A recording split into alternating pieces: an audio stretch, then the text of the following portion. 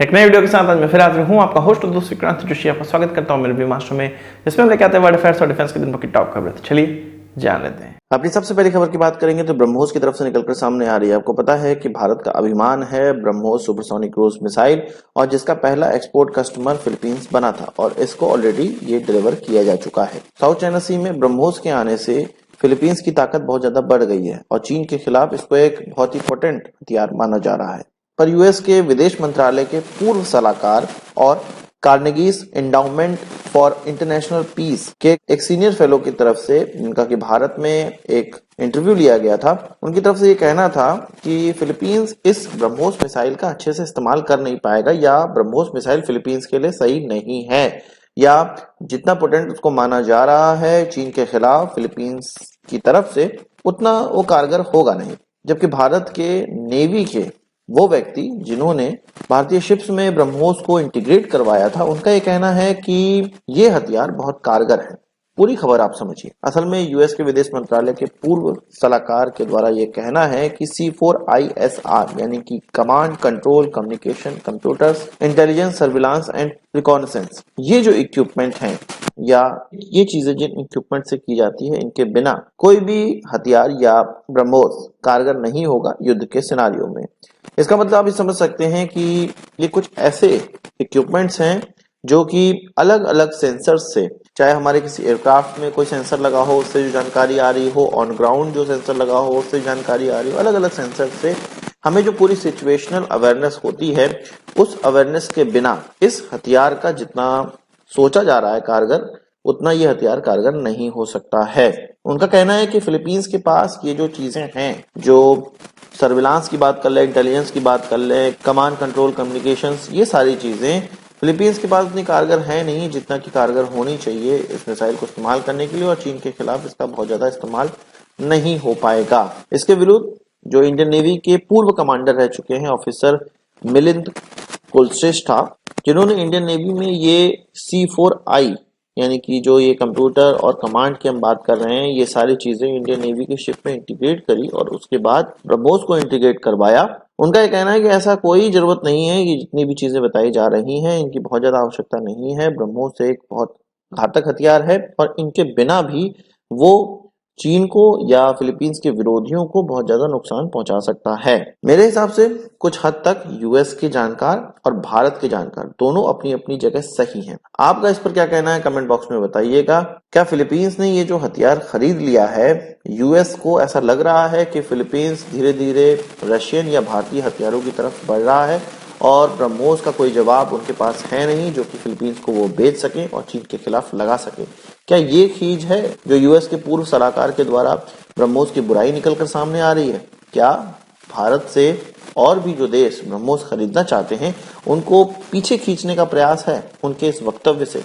आप comment box में जरूर बताइएगा। आपके स्क्रीन के सामने एक समाग दिख रहा होगा जो कि हमारा एक प्रोडक्ट है। इसका इस्तेमाल की तस्वीरें आपके सामने स्क्रीन पर दिख रही होंगी। ये प्रोडक्ट आप केवल 210 रुपए में अपने घर तक प्राप्त कर सकते हैं। फ्री शिपिंग आपको मिलेगी। बहुत ज्यादा महंगा नहीं है, ट्राई करके देखिए। ये अभी ऑफर में चल रहा है। स्क्रीन पे दिए गए व्हाट्सएप नंबर से आप इसको बुक कराइए। विश्वास मानिए, आप रिग्रेट नहीं करेंगे। बात कर लेते हैं ऑर्डिनेंस पैरासूट फैक्ट्री कानपुर की, जो कि ग्लाइडर्स इंडिया लिमिटेड के अंडर में आती है। इसके द्वारा एक जीपीएस वाला पैरासूट बनाया गया है। हम जानते हैं कि बहुत भारी भारी सामान लड़ाई के समय में या रिमोट लोकेशंस में पैरासूट के माध्यम से उतारे जाते हैं और भारतीय आर्मी एयरफोर्स इसका बहुत ज्यादा इस्तेमाल करती है और इस फैसिलिटी के द्वारा काफी बड़े बड़े और अच्छे पैराशूट्स बनाए जाते हैं। इसमें 1 टन 2 टन 5 टन तक के सामान को उतारने के लिए पैराशूट बनाए गए हैं इनके द्वारा। अब इनके द्वारा एक नया इनोवेशन किया गया है या कहीं से टेक्नोलॉजी ली गई है।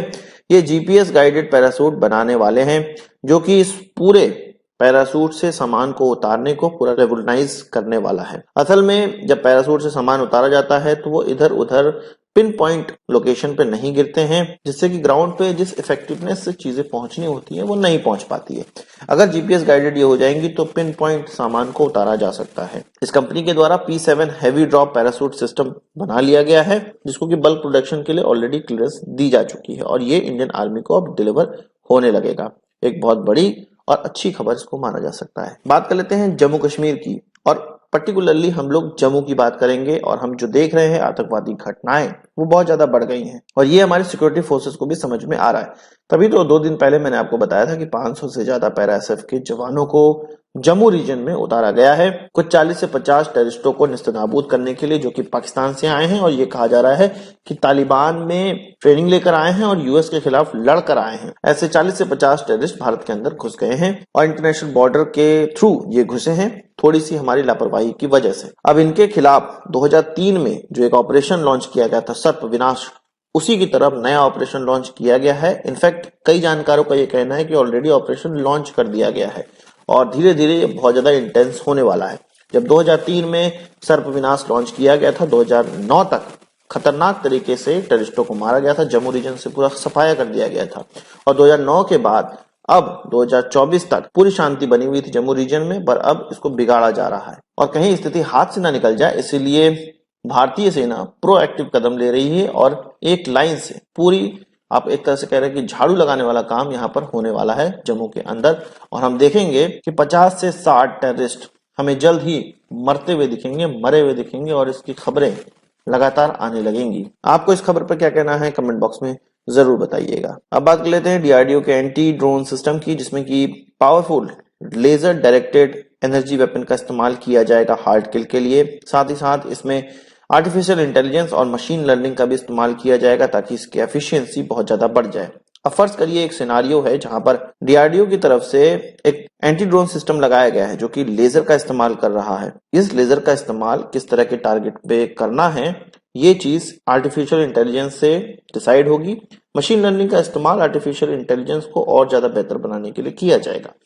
अब जब कभी लड़ाई होगी, भविष्य की जो लड़ाई होगी, उसमें कई ड्रोन्स के इस्तेमाल किए जाएंगे। अब मान लीजिए चाइना की तरफ से हम पर कई ड्रोन से हमला किया गया और हमारे सिस्टम ये डिटेक्ट नहीं कर पा रहे हैं कि किस ड्रोन पर हमें सबसे पहले हमला करना है, कौन सा ड्रोन हथियार लेके चल रहा है, बम लेके चल रहा है, कौन केवल बेवकूफ बनाने के लिए आकाश में उड़ रहा है। इन सारी चीजों को आर्टिफिशियल इंटेलिजेंस और मशीन लर्निंग के माध्यम से इस एंटी ड्रोन सिस्टम को बताया जाएगा और इस एंटी ड्रोन सिस्टम के द्वारा डायरेक्ट एनर्जी वेपन का, यानी कि कई बार लेजर का ही इस्तेमाल करते हैं हम लोग, उसके द्वारा इसका हार्ड किल किया जाएगा, ड्रोन को निस्तनाबूद किया जाएगा। जानकारों के मुताबिक भविष्य की लड़ाई ड्रोन के माध्यम से तो होनी ही है, उसमें कुछ फेक ड्रोन होंगे या आप कह सकते हैं डिकॉय ड्रोन होंगे। जिस तरह से डिकॉय मिसाइल होती हैं, हमारी अच्छी मिसाइलों, इंटरसेप्टर मिसाइलों को बेवकूफ बनाने के लिए डिकॉय मिसाइल या डिकॉय वॉरहेड लॉन्च किए जाते हैं दुश्मनों के द्वारा, उसी तरह से डिकॉय ड्रोन भी आगे चल के लॉन्च किए जाएंगे और उनसे बेवकूफ ना बन जाए हमारा सिस्टम, या हमारा जो एंटी ड्रोन सिस्टम है उनसे बेवकूफ ना बन जाए, इसके लिए आर्टिफिशियल इंटेलिजेंस और मशीन लर्निंग का इस्तेमाल किया जाएगा। साथ ही साथ हार्ड किल के लिए हम लोग अब लेजर बीम का या लेजर डायरेक्ट एनर्जी वेपन का इस्तेमाल करेंगे। आपको इस खबर को सुन के कैसा लगा कमेंट बॉक्स में जरूर बताइएगा। आज के इस वीडियो के लिए बस इतना ही। आशा करता हूँ कि वीडियो पसंद आई होगी, आप उसके बड़ा जरूर देंगे। इस वीडियो संबंधी सवाल सुझाव हो कमेंट बॉक्स में जरूर लाइएगा और यदि आपने हमारा चैनल सब्सक्राइब नहीं किया उसे भी कर लीजिए, क्योंकि हम इस प्रकार की वीडियो लाते रहते हैं। नमस्कार, थैंक यू, जय हिंद।